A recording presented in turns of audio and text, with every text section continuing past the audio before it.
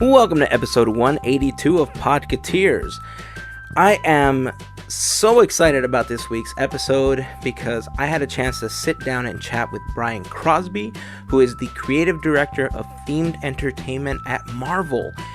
Brian talks about how he started in the industry and how he worked at setting himself apart while interning at Imagineering to try to get a job there, then moving on to Marvel, and just kind of the thought process that goes into where and how a Marvel attraction can be integrated into a Disney park. It was an awesome talk, and I think that you're all really going to enjoy it, and I'm eager to have another opportunity to sit and chat with him again in the future. So before we jump into the episode, just a few things as always. We'd like to thank the sponsor of this episode, Expedition Roasters. Expedition Roasters offers a variety of flavored coffees themed after your favorite Disney attractions. And make sure to stay tuned until the end of this episode to find out if you were one of the winners of our recent giveaway on Instagram. If you didn't win, that's okay, because the folks at Expedition Roasters want to hook you up so that you can try their products as well. You can get 20% off your first order by using the code POD20 during checkout, and all orders over $50 get free shipping in the US. So a big thank you to Expedition Roasters for their support. Another big thank you goes out to all of our fairy godparents for their support in making this episode possible. If you would like to become a fairy godparent of our podcast, you can do so for as little as $1 a month by going to podketeers.com and clicking on the fairy godparent logo with the Patreon emblem. Or you can just go to patreon.com/podketeers. Plus, if you sign up for a contribution of at least $5 a month, you'll also get the exclusive fairy godparent button as a thank you for your support. The holidays are rapidly approaching, and if you shop on Amazon, before your next purchase, please consider starting off at podketeers.com/Amazon. Clicking on the big Amazon button will take you over to their site with our special referral link, which gives us a small commission as a thank you for what we do. It's not going to cost you anything extra except a couple seconds of your time, and to everyone that's already taken the time to do that, thank you very much. If you're looking for us on any of the social networks, just search for Podketeers. We are on Instagram, YouTube, Twitter, and on Facebook. You can also find out more information at podketeers.com. This episode in particular, podketeers.com/182. On that blog post, you'll find a couple of videos that we talk about and refer to, some links to purchase the books that we talk about in this episode are all going to be available there. Once again, a huge thank you to Brian Crosby for taking time out of his day to hang and chat. I know by now you guys are probably just saying, all right, just get on with it. So that's what we're going to do. Here we go. This is episode 182 of Podketeers.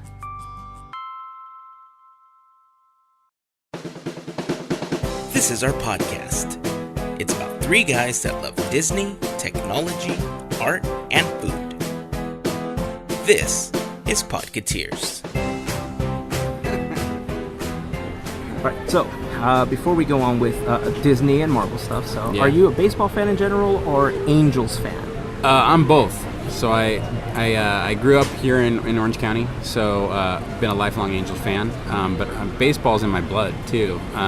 So I've always been a baseball fan, player, played all through Little League and into high school.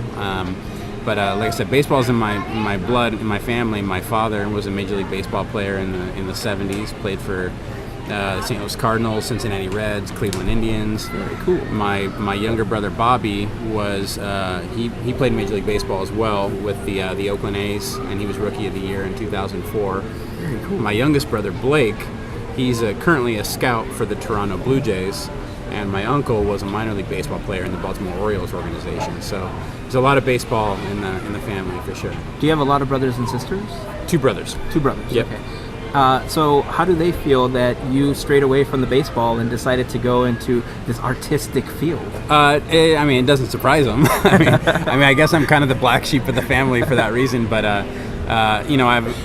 when I played baseball, I was always the one player who could draw.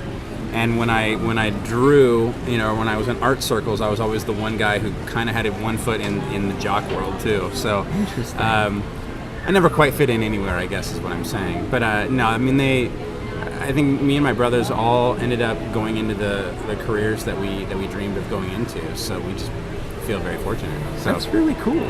Yeah. I think growing up, I felt the same way. Yeah. I think I've always felt that I'm a little bit of a jack of all trades. Like, I don't feel like I'm a king at any of them, but I feel like I'm really good at a lot of different little things, and it's kind of molded where I am today and where I feel like I want to end up in the next 3 to 5 years. Awesome. So I kind of understand that, like what you went through. So that's really cool. Yeah. What did you like to draw when you were a kid? Pretty much the same thing I do now.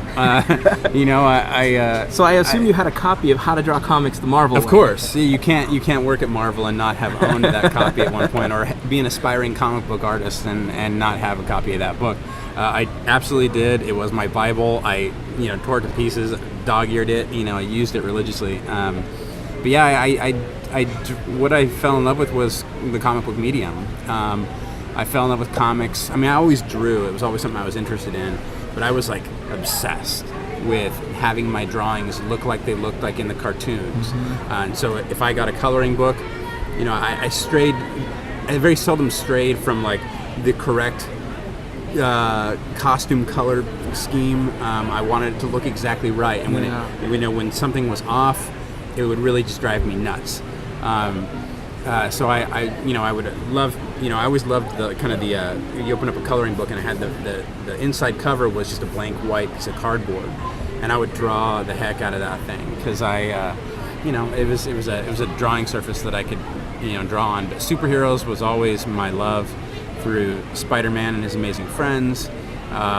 Super Friends, the 66 Batman TV show. Super Friends. I know, but I loved it, man. It's cheesy a little bit now, but at the time I just thought it was awesome. I took it totally seriously. I don't know what you mean, cheesy. I know. It's totally awesome. Okay, good. I'm glad we're on the same page. But like even like the 66 show, I know it was played for camp, but at the time as a kid, I took it serious. Like I didn't know it was supposed to be funny. Like I was in. I loved superheroes. It gave me something to shoot for, to aspire to be. And when I discovered comics at the age of 10, that was the first time that I realized there were people that did this for a living. Because if you watch a movie or an animated show, now Marvel has trained us to stay through the credits. But at the time, when the credits start, you leave. And if it's a TV show, you change the channel. But in a comic, the credits are at the beginning. And so I saw on that very first page there was a guy who wrote it, and a guy who drew it, and a guy who inked it, and a guy who colored it, and I was like, these are real people that like do this for a job. Like that's what they do, and I wanted to do that. So 10 years old, you were I knew I wanted to be a comic book artist, That's pretty early, man. Yeah. I know that there's a lot of people that are in college ready to graduate and they still don't know what they want to do with their lives. I mean, don't get me wrong, I tried lots of different things because breaking into comics is hard. I didn't get my first comic book job until 1999. I took my portfolio down to San Diego Comic-Con and got not doing anything crazy. It was a small independent company called David World Press, and I did my first comic book work there. It got me my pro status. But I wasn't sure if it was going to work out. I mean, at one point I thought about being a police officer. I was almost a police officer with Anaheim PD. Did you go through the entire training? Yeah. Oh, wow. Yeah, well, I didn't do the police academy. Oh, okay. So I had almost gotten hired. I was going to be going into the academy in June, and it didn't work out. So I ended up, going back to school. And I thought, I don't know if this comic thing is going to work out because I'm not making a lot of money doing it, and I had a young family to provide for. And so I went back to school thinking I'd get into animation. And the more I animated, the more I realized that I didn't necessarily love animating. Were you doing traditional animation or Yeah. computer-based? No, it was traditional, 2D. I liked it, but I didn't love it, and I couldn't see myself doing that day in and day out because it's a lot of work. Yeah, in-betweening is like the worst thing to do. You have to have a passion for and it's that. when you finally roll the film back and you see it, you're like, okay, that's gratifying, but I worked all night for like a facial expression change, and I was like, I don't know if this is for me. And with comics, you can be, the director of your film. You control the background, you control the action, you control the actors, the costume design, everything. And I loved being able to kind of create the whole universe myself. That is awesome. What was the first thing that you worked on? Professionally? Yeah. It was a kind of a spoof comic book called Barbie Spawn. So if you know, like Barbie the doll, right? But Spawn. And Spawn, like the comic book character. That's awesome. So basically the gist of this, and this was at the very beginning of what was going to be digital comics. And it didn't work, because nobody had iPads or anything like that. People were largely trying to sell things online. You still had to pay for a credit, with a credit card to get any of the content. Yeah. But at the time, you were really marketing comics towards young pre-teenage boys for the most part, and who didn't have credit cards. Yeah. So it was kind of a failed experiment. So we a few of us jumped on board with this new company. I drew Barbie Spawn. I drew 3 issues of it, and then the company went under. But so the story was that G.I. Joe, okay, is a real guy. Okay, let's go with me here. Okay, he's a real guy. He gets killed in battle, and he goes to hell, and makes a deal with the devil. But when he comes back as a Barbie doll. Oh my God, that is awesome. And so he comes back as Barbie Spawn. And it was super random, super weird, but like I said, it was fun. But did he have all the memories that he had prior to coming back as Barbie Spawn? Yeah. So he knew where he came from. He knew he was G.I. Joe. But he had that revelation of like, where is my body? Yeah, it was that is odd. Awesome. It was odd, but at the time it was my first comic book work, and I was so jazzed to be working in comics and being able to go home and like sit down and like draw a comic book page where somebody was like, I was gonna send this off to an editor and an inker and a colorist, and then I'd get it back and see like what the colorist had done. I was like, wow, this is like, I'm part of it, I'm doing it.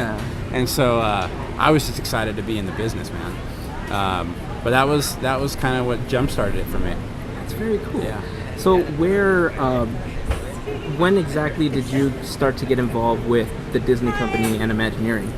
Well, I never thought working at Imagineering was really possible. Some of us see it as the motherland. I know. And I did too. I mean, I grew up, here in Orange County, like I said, come to Disneyland, as often as I could, which usually was about once a year back in the day. And I loved Disneyland. I fell in love with the medium of storytelling, themed entertainment. The way they were making me feel about being in a place without even having to go on a ride. Right. And I would recognize that going to Magic Mountain and Knott's Berry Farm were cool, but I didn't have the same feeling as when I was at Disneyland. And so I love Disneyland. And I remember in the 80s at some point, the Disney Channel started. And I was obsessed with the Disney Channel. I would get up at 6 a.m. and do Mousercise and all that stuff. And and then they used to do these segments in between called Imagineer That. Oh, I remember. Yes. Yeah. And they had one in particular where it showed the Imagineers that were also certified scuba divers and would go into the submarine voyage attraction and basically maintain it. And all I could think of was, that is the coolest job in the world, because they get to go down and swim with mermaids and sea serpents and treasure and all that stuff, and like that's their job. Like, what better place to scuba dive than in the submarine voyage attraction? And so I always thought Imagineering was like a cool thing, but I never thought of it as being possible. And then in 2005, a friend of mine called me up, and he was going to school at Brigham Young University in Utah, and called me up and said, hey, Imagineering is doing this contest. It's called Imaginations. And basically you come up with your own attraction concept and submit it, and if you win, you could get a job at Imagineering. Wow. And I was in school at the time. I was going to Cal State Fullerton, right here locally, and I thought, well, I got nothing to lose. I'm going to art school anyway, why not? And so we worked on it. We kind of put our minds together. He told me what his big idea was, which was to do a Rocketeer attraction for California Adventure. Like, it's kind of 1930s Hollywood. Yeah. The Rocketeer would be a great fit for California Adventure. Which I still think it could be. I'm with you. I'm like, that's a great idea. And so when we were putting together the concept, he asked me to do the storyboards. And I said, wouldn't it be cool if I did the storyboards to look like a 1930s comic book? And he loved the idea, and so we did. So we submitted our concept to the nines, themed everything. My buddy Josh Stedman, who ended up working for Imagineering later on, he did a DVD of what the concept was and put it inside of an old film canister. And so we had the whole thing set up, and then my comic book was in there as well, and we submitted it off to Imagineering. They called us up and loved our concept.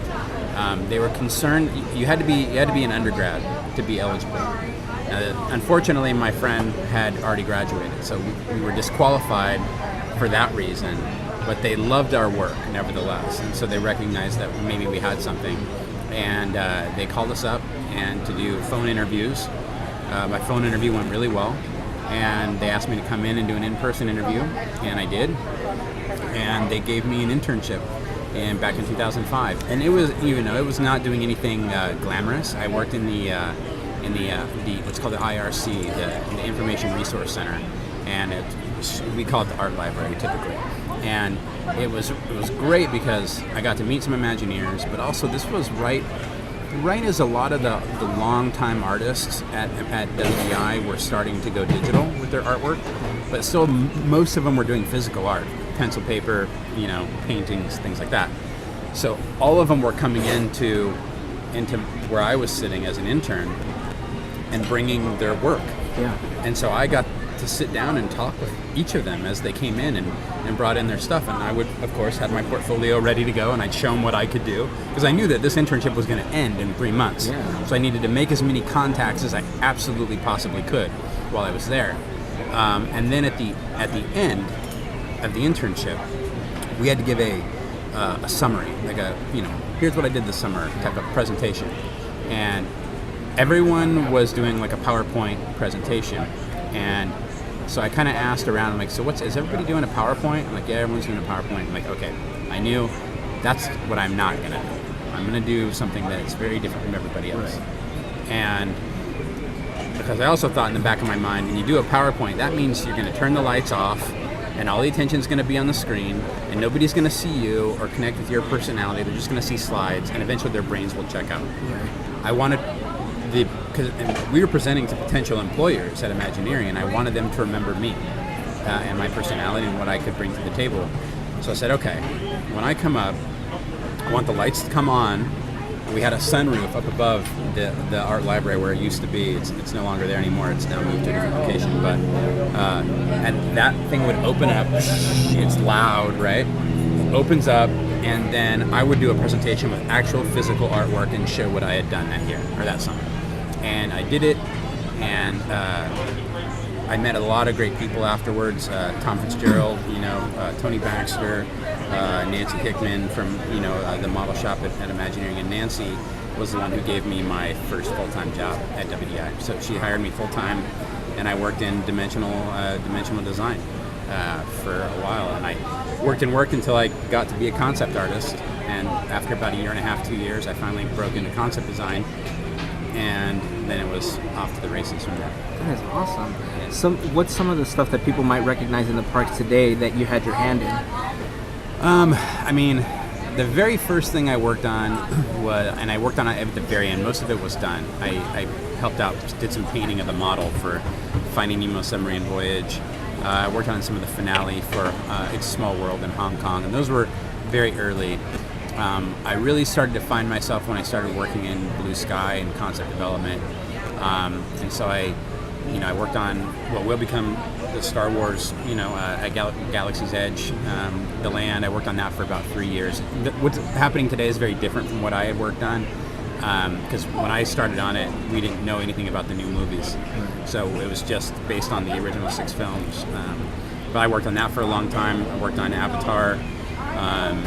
I worked on, Alice in Wonderland, Pirates of the Caribbean, but the big one that I think most people will see my hand in is Iron Man Experience in Hong Kong, and so that's going to get us off into a whole nother story. But once Disney bought Marvel, given my comic book background, my affinity for comic books and superheroes and all that stuff, that's when I really found myself at Disney. I found what my niche was and what I was going to really go after.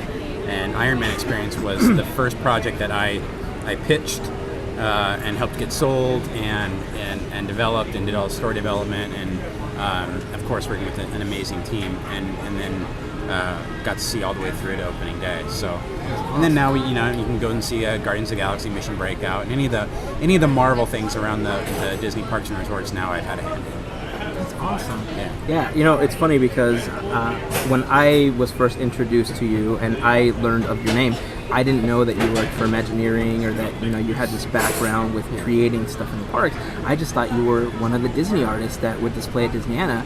And I first heard of you when you did the Haunted Mansion tribute show for the anniversary, because my friend Javier was also in the show. And so I remember seeing your bat stanchion and thinking, damn, that is awesome. Like, I need that. And it was great because I would frequent those shows and I had a chance to meet a lot of talented artists, some that I'm very happy and fortunate to say that I've been able to become friends with, like Javier, for instance. And it wasn't until after where I was helping him take some photos for some stuff that he was doing for D23, where he says, oh yeah, dude, Brian works for WDI. I was like, what? He's like, yeah, he's been working there for years. Like, no, he doesn't. He's like, yes, he does. And so we went back and forth, and that's when I started, digging in. And I remember listening to your podcast before, and for some reason in my brain, it never clicked that you were the same Brian Crosby that was working with the other guy at Imagineering named Josh Shipley. And I just thought to myself, okay, artist, okay, yeah, cool, all right, Disney artist. And then I thought, man, I am dense. Like, how could it not have clicked?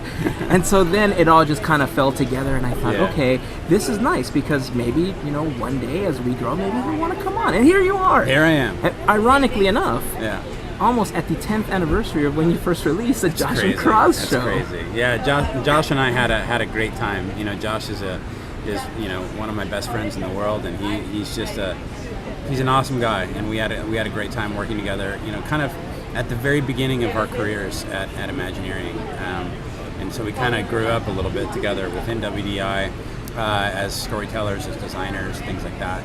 And Josh, he has since left Disney. He's now working on the Evermore project in Utah, just super exciting for him. And I've now left WDI, and I'm now with Marvel. So we've parted ways, at least from a career standpoint. But I still talk to him all the time, and we remain great friends to this day. That's awesome. Yeah. So when you moved away from WDI, and Marvel was, I want to say, in its infancy for the Disney company, because it was its own entity, but then trying to find a way to get it to mix with the Disney culture. How was that transition, getting the two companies to kind of meld together? Because they're two different beasts. Totally. And those were challenges that we analyzed a lot, especially in the early days, because as we started to think about where we would put Marvel stories in the parks. When you go into a Disney theme park and it says on the plaque, here you leave today and into the worlds of yesterday, tomorrow, and fantasy, right? Yesterday, tomorrow, and fantasy is typically not synonymous with Marvel storytelling. Marvel storytelling is generally about the here and now. It's today, and it's in our world, which is the opposite of everything that a Disney park would bring you. Characters like Peter Parker or Tony Stark would go to Disneyland. Disneyland would exist in their world. So that's a huge shift. And so as we started thinking about what that means, we had to be, very selective and careful about where we put our Marvel stories in the parks. So with the first one, with Iron Man Experience, in that attraction, Tony Stark knows he's at Hong Kong Disneyland. Right. It's the Stark Expo, and the Stark Expo has been brought to Hong Kong Disneyland. And when you leave the building in the attraction, you fly out over Disneyland, and then you end up in heading towards Stark Tower in Hong Kong, in the city. And so that was our first approach. But I think even before that, before we could even have those conversations, we had to go through pitching big ideas, small ideas, running the whole spectrum of concepts to find what was going to be the Disney take. And one of the things that we landed on very early was that this is going to be the Disney DNA of storytelling in the parks, but with the Marvel brand of characters. And what we mean by that is complete immersion, very sincere storytelling. When you walk into Avatar or you walk into Cars Land, you feel completely in that place. And that was the goal with Marvel, is that whenever we do a Marvel thing, you need to absolutely be in the Marvel universe, and you got to be true to who those characters are. But I mean, when Disney first bought Marvel, I mean, I could not have been more excited. It was like Christmas morning for me. Like I said, I love that stuff, and so I remember opening up my computer on that morning and seeing the Disney logo and the Marvel logo together on my screen, and I couldn't tell enough people about how awesome this was. Now, keep in mind, at the time, only Iron Man 1 and Iron Man 2 and the Incredible Hulk films had come out. There had been no Thor, no Captain America, no Avengers, none of that had hit yet. And so most people in the world didn't know who those characters were.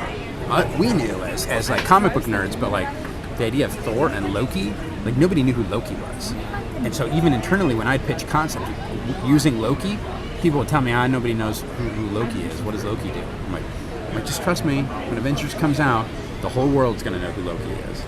And so after Disney bought Marvel, I remember they brought in the author of the Marvel Encyclopedia. The big tome, right? That big book. And I was so excited, right? And so jazzed to be working on Marvel content. And the author comes in, and all the Imagineers kind of crowd into this big presentation room we have up at WDI. And he was going to give a talk about what Marvel was. And I was like in the front row, just couldn't have been more excited, and I wanted everybody to be excited with me. And this guy immediately starts going into all the nuances and subtle references and Easter eggs and deep cut stories that, like, he's talking about the Dark Phoenix saga and, good guys becoming bad guys and, Tony Stark's drinking problem and all these things. And I'm like, yes, I love all that stuff. Yeah. And I turned around wanting to see how everyone else was excited with me. Nothing. Blank faces. Yeah. Nobody was getting it. Nobody knew what this man was talking about. But the group was primarily like Imagineers. Disney, right? As Imagineers. Yes. Okay. And at first I was disappointed. And then the more I thought about it, I'm like, this is not a bad thing. Like, this is a good thing. That means I'm the only one here who understands this. And I'm going to latch onto this with all my teeth and claws, and I'm going to become the Marvel guy within Disney. And that was my goal, was just, I'm going to work on every Marvel project that we do. And so if it had Marvel on it, I made sure that I was, trying to be in the room and provide any level of knowledge and insight and expertise that I could. And artwork, story development, anything, I was all over it. And through that, I got to know the Marvel guys, the guys, at Marvel, Dan Buckley and Joe Quesada, Craig Kyle, Kevin Feige, all of these guys, and became friends with all of them. And Joe Quesada and I in particular really hit it off because Joe's a huge baseball fan. And so we got talking baseball, ended up going to an Angel game together, and we just became great friends. And, one day Joe and I were having breakfast, and I said, I was a huge fan of Joe's, as a young comic book reader, so it was just cool to be hanging out with him. But, now we've become, friends and colleagues. And I said, hey, if there's ever a need to have somebody on the Marvel side, that like does this stuff, does the theme park stuff for you guys, like I'd be interested in that. And he's like, okay, that sounds interesting. Didn't respond overly, and I'm like, very nonchalant. Yeah, I was like, okay. I'll keep it in the back of my head. Right, and I thought that's never, it's gonna die. And it wasn't too much longer. I don't know, maybe six months after that, I got a call from Ben Hung, who you probably don't know, but he was my first boss at Marvel. And he said, you came very highly recommended by Joe and we're interested in maybe bringing you over for this position. He told me what it was, and it was to be the creative director of live events. And so I came over, interviewed for it, went really well, and very quickly I was given the job and hired. Yeah, and then I quickly changed the name from live events to themed entertainment. That's awesome. Because I thought live events was it sounded a little too. It sounds like Disney on Ice, basically. Yeah. And I was like, I don't know that that's totally accurate. I go, themed entertainment's a much more industry known term, and so I changed the name to Marvel Themed Entertainment. So now that's my current title, and I have a small team, at Marvel, and we work on all the projects, around the world, from Marvel Universe Live, with Feld Entertainment, the Avengers Station, which we did in Vegas and New York and Korea, and we do museum exhibits, theme park attractions like Guardians of the Galaxy, Mission Breakout, Iron Man Experience, and whatever else might come out of that. We'll see.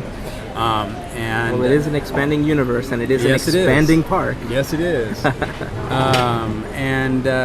Comic cons, character appearances. So anything, the way I like to think of it is any dimensional execution of the Marvel brand is what our team oversees. That's very cool. Just couldn't be happier, man. And then on top of that, I get to play in the comic book world from time to time, doing covers and things like that, and do a little bit of story development. I get to go up to the publishing retreats up in New York and hang out with the comic book guys and kind of participate in the story development. And so it's just an awesome company, awesome place, awesome people. It has worked out really well. I was nervous. I was nervous about leaving Imagineering because I think every Imagineer, when you come into Imagineering, every Imagineer has these visions of being like the next Tony Baxter. Yeah, like a Tony Baxter. Bob Gurr, the next Rolly Crumb. Yeah, you're like, someday I'll be a Disney legend. I'll put my handprints and I'll get my name on the window. Like, they have these visions of being lifers, and I did too. Someday I'll be a lifer. I'll be that guy who was with Disney my whole career, and I'll have a giant library of things that I've done. And there's probably just a small handful of things that could have pulled me away from that dream, and Marvel's one of them. So, and it's been great. So, talking about some of the the art covers and stuff that you've done, you did some covers for Mission Breakout, Guardians of the Galaxy Mission Breakout. You did the variant cover. Yep. You've done some stuff for the Haunted Mansion when that came out.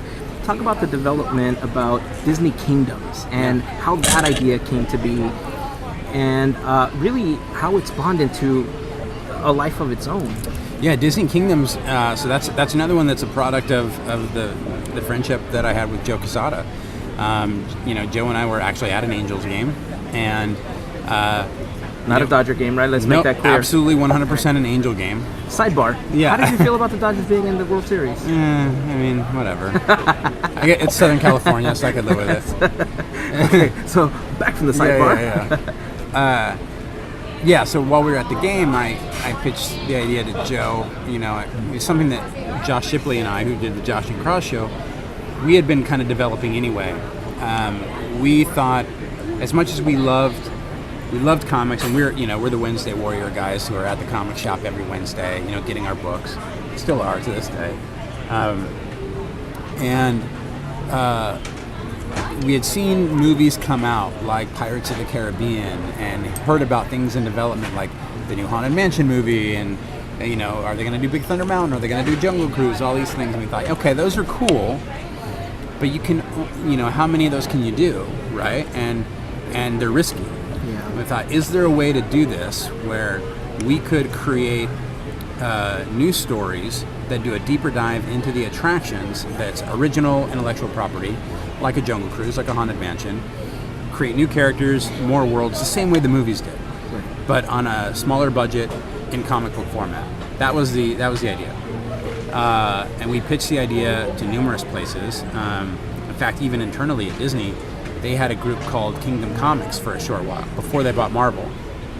And Kingdom Comics, nothing ever came of Kingdom Comics, but initially it was going to be kind of the comic book wing of the Walt Disney Company that was going to create comics and then turn them into big pop culture franchises, right? Because Disney didn't own Marvel yet, and didn't own Star Wars, none of that. And so they're like, let's start in-house and create these things. So we pitched them. The first story we pitched them was Museum of the Weird, based off of Rolly Crumb's whole concept from the 60s. And we always loved that story about the Museum of the Weird, how it was kind of that one thing that Walt had announced on the Tencennial and never got built. And you're like, oh, it's kind of like Walt's last idea that that never saw the light of day. Like, we got to do something with that. And I love the name Museum of the Weird. Yeah. And they really liked it, but like I said, Kingdom Comics kind of came and went. Well, so I'm at this Angel game with Joe, and I kind of pitch, I'm sitting next to Joe, and Josh is on the other side of me, and I kind of pitched the idea to Joe, and it was kind of the same thing, where it was like, hey, we have this idea to make comic books, based off of theme park attractions. And I said, we've done a lot of thinking about what can Marvel or what can Disney do with Marvel content, but what can Marvel do with Disney content? Nobody's talking about that. And he's like, oh, okay, yeah, it's interesting. Same response. Right. And there's one thing I've learned about Joe. It's that seed's planted in his mind, right? And he's just a creative genius, and he's got a lot of things happening up there. And it, he may not respond like overwhelmingly positive right at that moment, but if it's in there and it starts rolling around, that means he likes it, and then it'll come out the other end and it'll be something great. And about 7 months later, he calls me up. He's like, hey, I think we want to do that theme park thing you pitched me. And so Josh and I connected with the Marvel guys, and we launched Disney Kingdoms. Very cool. And that was Secrets of the Weird was the first book. We couldn't call it Museum of the Weird because there was actually a Museum of the Weird in Texas that owned that name. Oh, okay. And so we called it Seekers of the Weird. And then after that came, what was it, Figment? Figment after was that, the next one. And then Big Thunder Mountain. BTR, yeah. And then Haunted Mansion, and then we did another Figment. And then we did Enchanted Tiki Room. Yeah.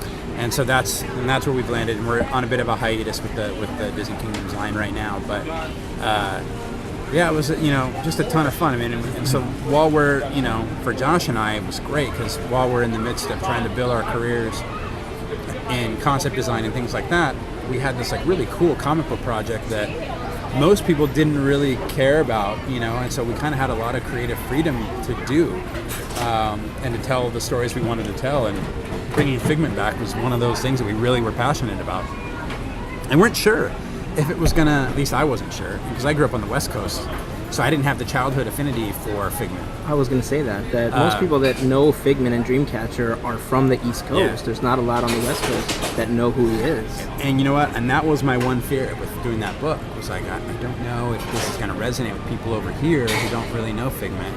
But it turned out to be a huge hit. And I admittedly I was wrong on that one. It was. I think Haunted Mansion was actually our bestseller, but Figment was right there enough so that we could do a second Figment book. And Jim Zub wrote that book and just did a tremendous job of doing exactly what we had pitched, where we're going to take what the attraction gave us, but do a deeper dive into those stories and create new characters, new worlds, but everything that's authentic to what you would expect from a journey into imagination. I love that story. I love that. Yeah, it's really great because I feel like what you guys have done with Disney Kingdoms, and I think in general, just the purchase of Marvel, the purchase of Star Wars, we're entering this weird world where previously there was Disney fans, there was Marvel fans, there was Star Wars fans, but now you're all Disney fans. Yeah. By proxy, we're all Disney fans, regardless of what fandom really you come from. Yeah. And especially Disney Kingdoms, if there was people that would not purchase comic books in the past, you've probably introduced them to a whole new world where now Free Comic Book Day comes around and they're like, oh my god, let's go see what they have. Yeah. And you've possibly created new artists out of that. You've possibly created just fans in general. Well, I hope so, because that was, that's nice of you to say. It was part of the goal was to, Josh and I felt like we were a little unique in that we bridged both of those worlds, that there were Disney fans and there were comic book fans, and there weren't a lot of people that kind of did both. And we said we can take these stories that we love from Disney and introduce them to these comic book fans, and comic book fans can discover what a wealth of stories are happening in the Disney theme parks, and that they can work together very nicely, actually. So that was one of the goals of the line, and we just had a blast, creating it. And I got to do some variant covers out of it, which was really fun too. So. And before I start getting crazy comments about the episode, I do want to make it clear that I understand that Disney had comics in the past. Okay.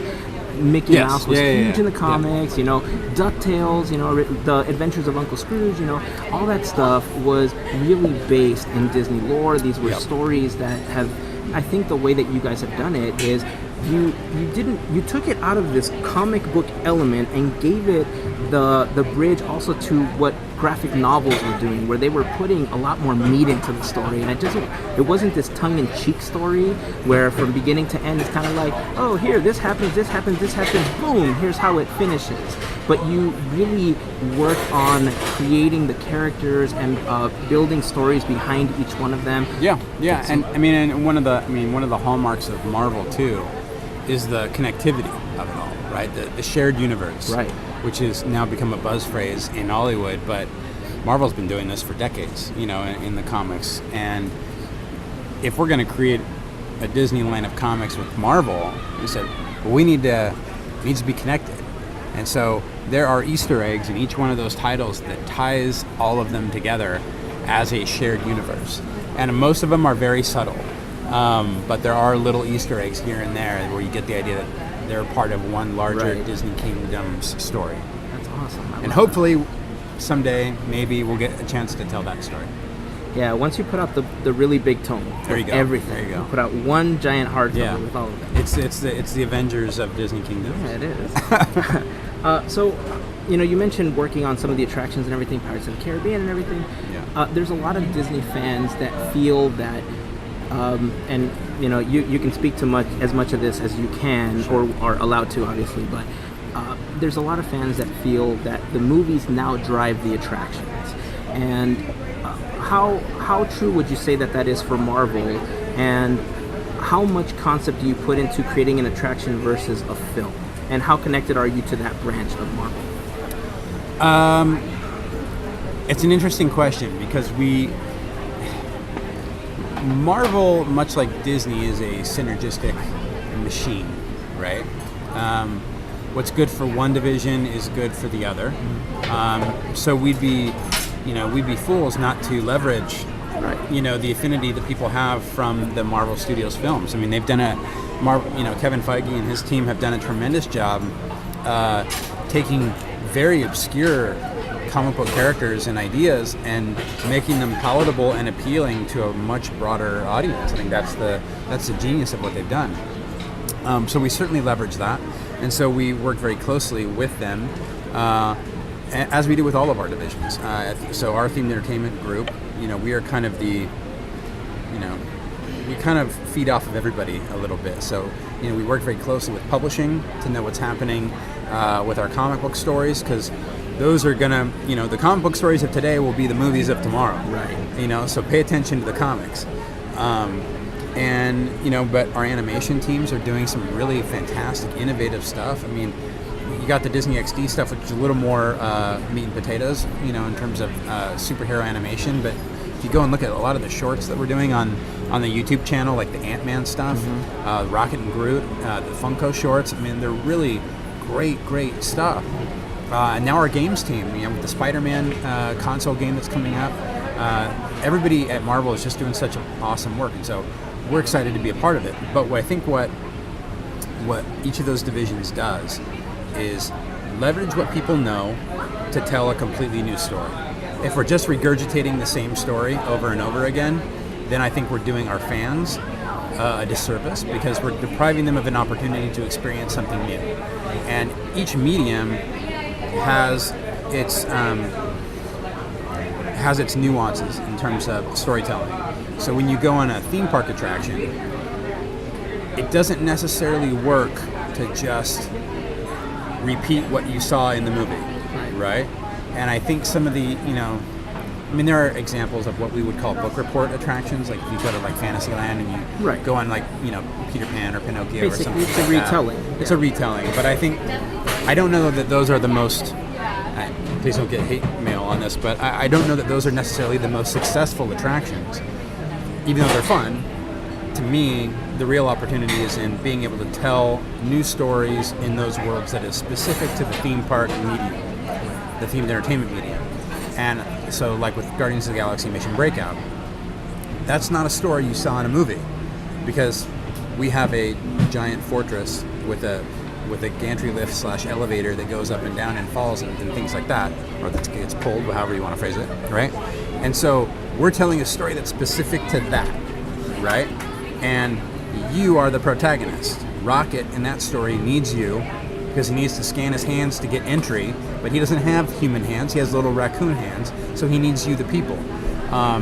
Joe Rohde taught me this, and I loved working with Joe because he was the one that changed the way I looked at theme park attraction storytelling, because he said, in every attraction, you are the protagonist. The guest is the protagonist. And I'm like, that's true. I never thought about that. But when you go on Space Mountain, it's not about anybody else riding a rocket. You're riding the rocket. When you go on Indiana Jones, you're the one sitting in the Jeep, not Indy. He's off doing whatever, trying to hold the doors for you. You're the one that's on the adventure, not Indy. And so our best attractions are when we take that into account, that you're the protagonist of the story. And so for us to just regurgitate what you've already seen, where you've got, if you watch a movie, you've got an hour and a half, 2 hours or whatever to sit passively in a chair with your popcorn and your soda and whatever and watch the action unfold, but you're not a part of it. You're watching it happen to other people. When you get up out of that chair and now you step into that world, you're now a part of it. And so we have to flip the paradigm in themed entertainment as to how we are giving you a Guardians of the Galaxy experience, or a Iron Man experience, or a Star Wars experience. You are a part of that story. And so we have to change the what you know into our medium. And animation is no different. They have to tailor. They're not necessarily making you the protagonist, but they have to adapt for their medium. The video game, you are now working through an avatar. You are Peter Parker. Okay, in our story, you wouldn't be Peter Parker. He would be a guy that you'd be along with on the adventure.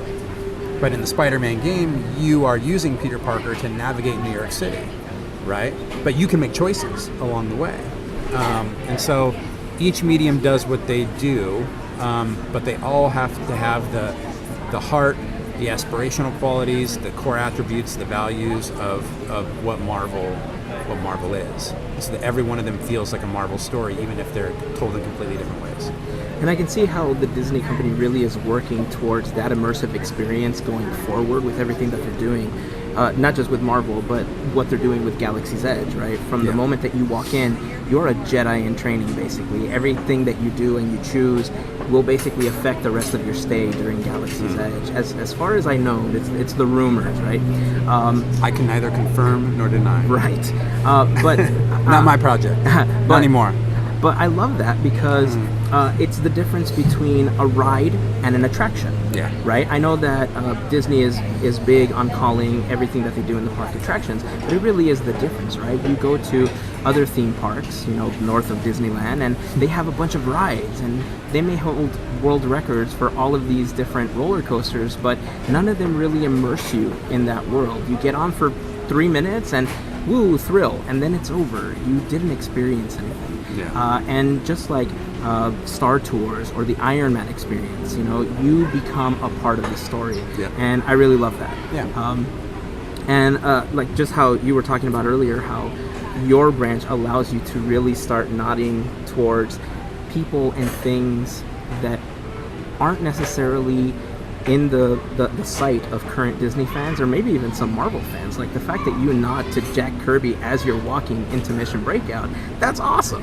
I don't know how many people would pick up on something like that, but for the people that really are hardcore Marvel fans, that is just another way of saying, hey, welcome to California Adventure, you are welcomed in this park. Yeah. You know what I mean? Yeah. So. And with Guardians of the Galaxy, that one is, people have really come into to knowing those characters through the films. But there are things that we're doing in the Marvel Universe on TV and comics and things, and so we tease all of them. So we like to think of what's happening in the attractions as kind of being in their own universe, where they're happening in its own dimensional universe, that it's all connected. There are Easter eggs to the Iron Man experience in Mission Breakout. And there are Easter eggs to Mission Breakout on Iron Man experience.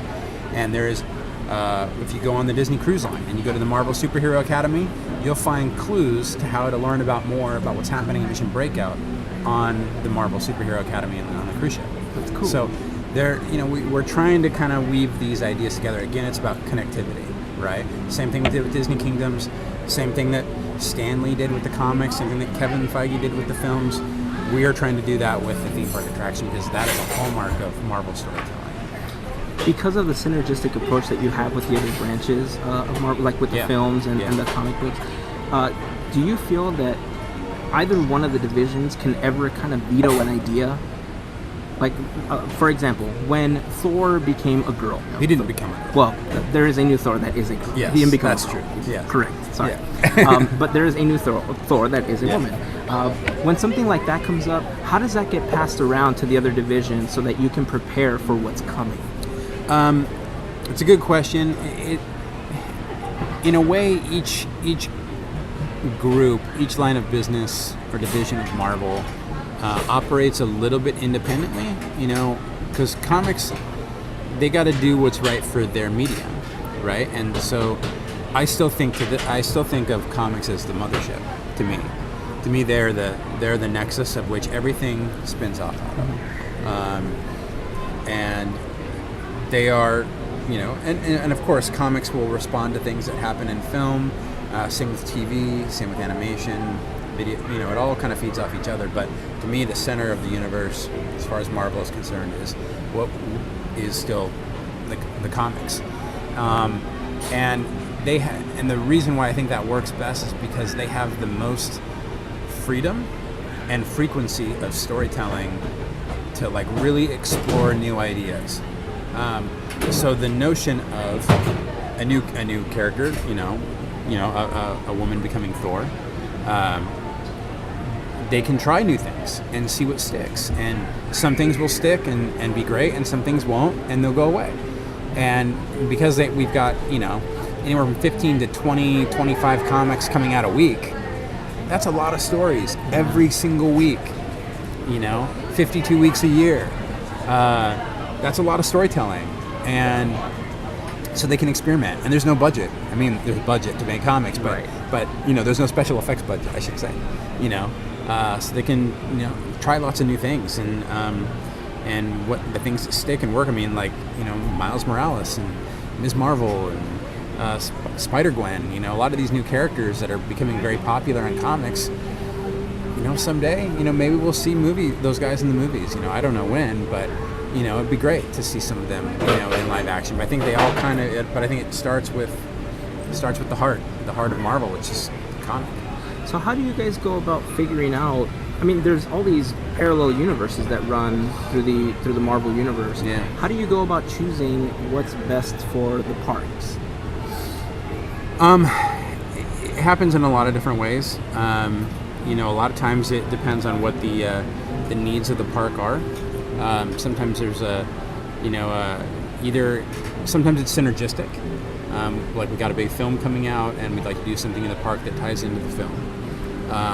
Or it's, there's a huge affinity for this movie or this character that happened, may have been 10, 20, 30 years ago, but they still love this character and they'd really like a ride.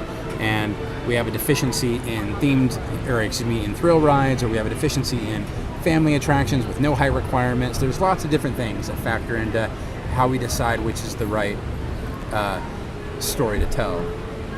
So once we see or hear of that need, then we go, okay, in the case of Guardians of the Galaxy Mission Breakout, and that one they came to us. They said, they wanted to do a Marvel story. They were thinking about retheming the Tower of Terror. What would be the right story to tell? So we explored a lot of different ideas of what would work. And ultimately we decided Guardians of the Galaxy was right for a lot of different reasons. A, big movie coming out that summer. That helps. B, we're confined into a space that's, I'm using hands, sorry, not good for a podcast, but, it's not a huge space. So it's not an open world. We're looking at, a confined space. So we need characters that can believably fit into that framework and aren't so big or powerful that it's easy for them to just bust out. And so as we started talking like that about breaking out, those were the conversations that led to what's the right group of characters that could conceivably be captured. And again, having Guardians film come out, Guardians being a new popular franchise, we knew what we were doing was going to be rather intrusive into California Adventure, and Guardians of the Galaxy by nature are a very kind of intrusive group of guys. Group of characters. And so they felt right. And we knew, we're like, people are going to be upset initially when we announced this. And we were prepared for that. Oh, and they were. And we heard it. But we believed in the story we were telling. We believed in what we were doing. And since it's opened, I have heard very few, if any, negative comments about it. People seem to genuinely really like it. So they're still out there. Are they still out there? Well, maybe I don't pay attention far between. anymore. I could tell you, very far between. There are still people that roam around the parks, especially in that area, that will say, "Oh, I missed the Tower of Terror." And my response is usually, "There's still one in Florida. You can enjoy it there for now." There you go. And I know that I may sound like a jerk to some people saying that, but I mean it's true. It's. Yeah.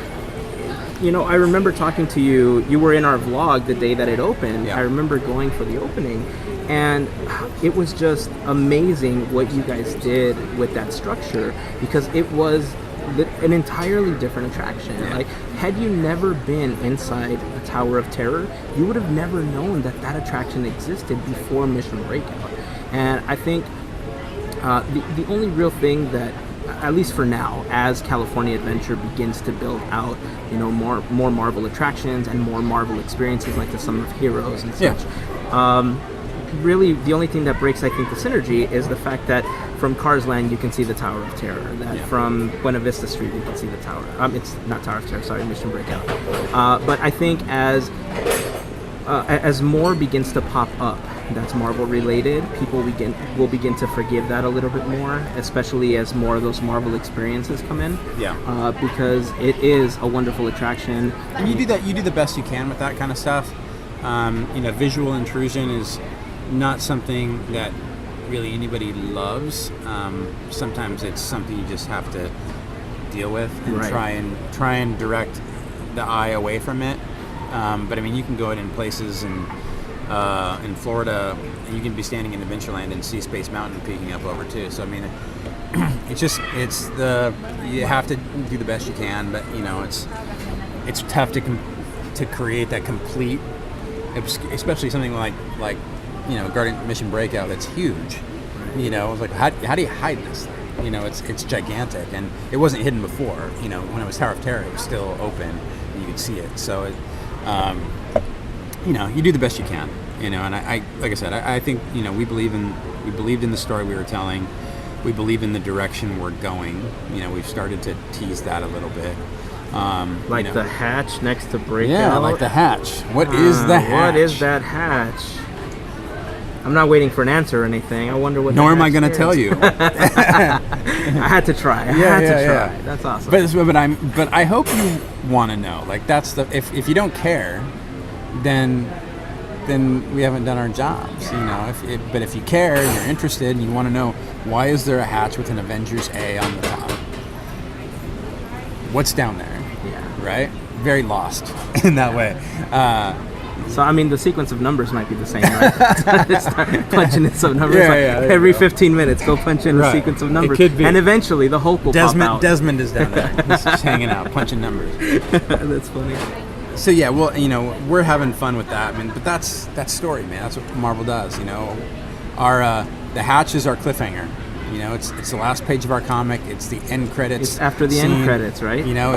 That's what we're doing, man. It's there's more to come. We're not done. So one last question about creating attractions. Some of our listeners are aware of the fact that there are deals in place, obviously legal reasons why some Marvel things can appear in Florida versus California. Because of stuff with Universal. How different is it having to create stuff on the East Coast versus the West Coast because of stuff like that?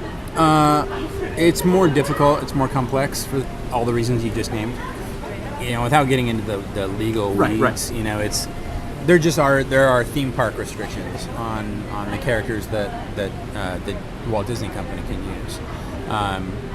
And the stuff that Universal has at Islands of Adventure is great. The Hulk coaster is a lot of fun. Mm-hmm. Spider-Man is, to this day, in my opinion, one of the greatest attractions in the world. It's just awesome. So there's lots of fun stuff that they've done. But we'll see. We'll see we've done a few little things here and there. We did Guardians of the Galaxy meet and greet, so you got to meet Star-Lord and Groot.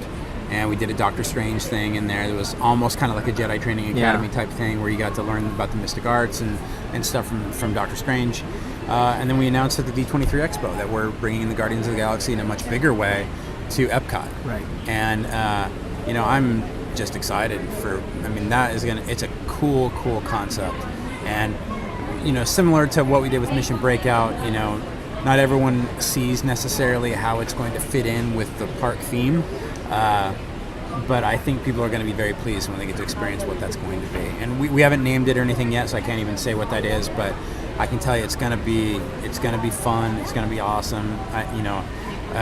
We're all really excited, and that did not take a whole lot of reviews or approvals to get to a place. I think we all pretty much universally, walked in and Tom Fitzgerald, who's the portfolio lead over the Epcot park. He embraced us, brought us in for story development, and then pitched us what he wanted to do. And we're like, yeah, that's cool. That's awesome. That's Guardians, yeah. So it's gonna be awesome. I'm excited.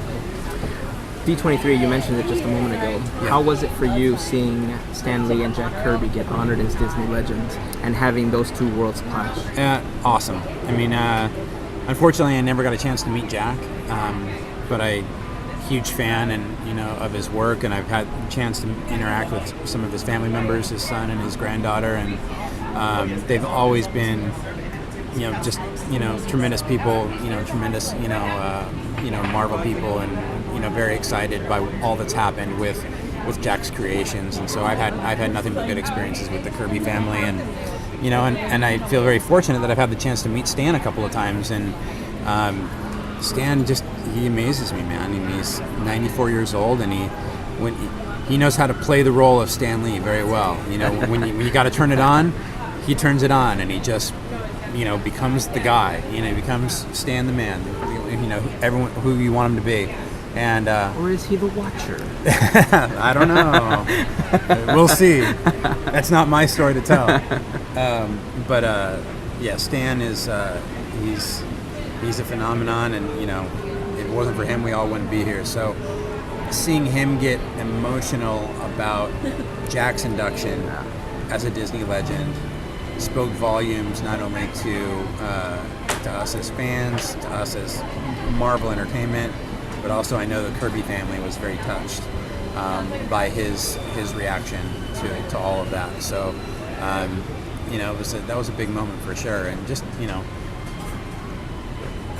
everything that we've talked about on this show, the fact that we're even talking about Stan Lee and Jack Kirby being Disney legends, how does that even compute in your brains? It's that's just awesome. It's cool that we're in that place where they're being recognized by the Walt Disney Company, the biggest media company in the world, as legends.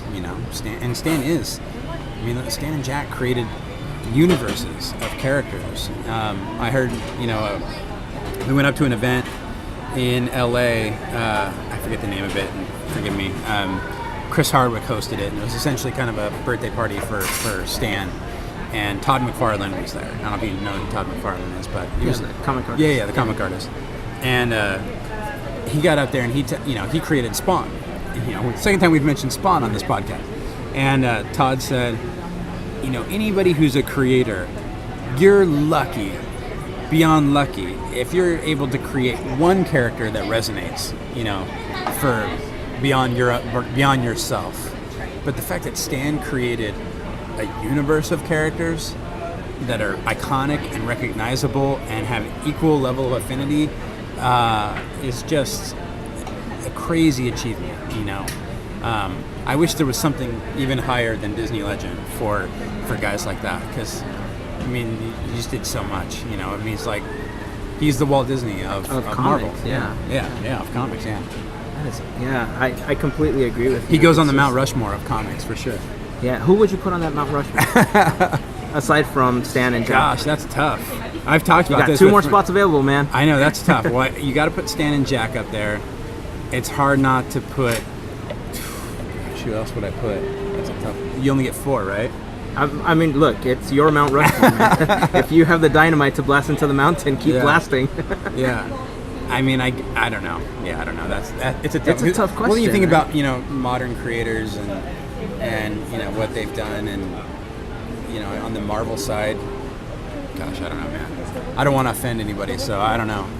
You know what? That is a very tactful answer. I'd have to think more about it, but I know Stan and Jack would be on there. That is a very tactful answer, and I will accept that. Okay. Yeah, I think it just goes towards, what people's Mount Rushmore would be for whatever they do, right? Because if you talk about innovators, then you start talking about Walt Disney, and you start talking about guys like Steve Jobs, and not directly related, but then they really are related because of what Steve Jobs did with Pixar and bringing them into mainstream and stuff like that. So, yeah, it is a tough Mount Rushmore to create. So, yeah. One last question. We've been going for just a little over an hour, and I just want to say that I really appreciate your time. I've enjoyed talking to you, and I hope we get a chance to do this again soon. Yeah, man, anytime. Disney obviously has their Fab Five. Mickey, Minnie, Donald. Who's your Avengers Fab Five? Avengers? Yeah. Specifically, or Marvel? All right, well, let's do both. Okay. Let's do both. If I'm going to go Avengers, then I would go... I start with the core 4 for me. I go Iron Man, Captain America, Thor, Hulk. And then if I'm going to add a 5th, it would probably be Black Panther. If I could add a 6th, I'd add Captain Marvel. Okay. So that would be my Avengers. Who, I'm not going to ask for him to deny or confirm right now, but who may have the Soul Stone, by the way. Black Panther, I guess we shall see. And so if we went Marvel, who would be your Fab 5 Marvel? Okay, the Marvel Universe. Start with Spider-Man. Got to start with Spidey. Gosh, I think you have to have Cap. You have to have Iron Man in there. Doctor Strange. I should kind of want a Guardian in there. Somebody cosmic. Dang, man, this is tough. Asking the tough questions today. Because I want to put somebody from the Fantastic Four in there. Because the Fantastic Four are like the first family of Marvel. Which is a whole other topic I wanted to touch on with you today, but I feel like we're running out of time. I know. It's hard to pick a top 5 of Marvel. I know on our business cards, if I go by our business cards, we've got, do you have one? It's got, oh yeah, here it is. Okay, I'm looking at my business card.